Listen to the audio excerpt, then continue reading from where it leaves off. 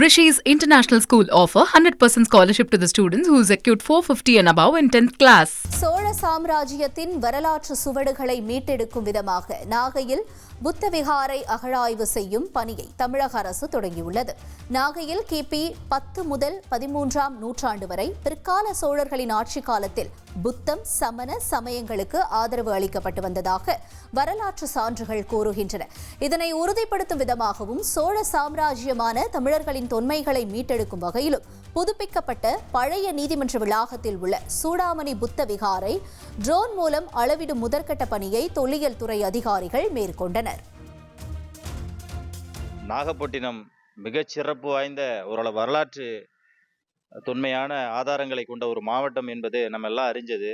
இந்த புத்த விகார் இங்கே ரொம்ப நாளைக்கு முன்னாடியே ஒரு 10 நூற்றாண்டுகளுக்கு முன்பாகவே ராஜராஜ சோழன் மற்ற சோழ மன்னர்கள்லாம் இந்த இடத்துல ஒரு மிகப்பெரிய ஒரு புத்த விகாரம் கட்டி இங்கே வழிபட்டதா நம்ம பார்க்குறோம்.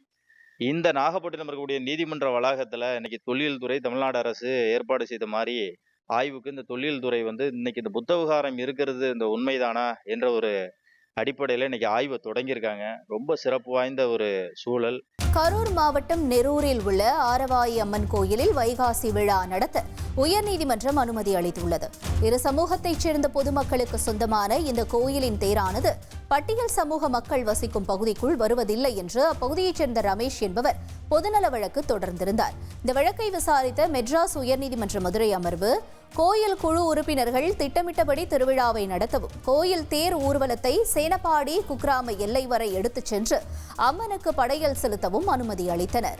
Rishi's International School offer 100% scholarship to the students who secured 450 and above in 10th class.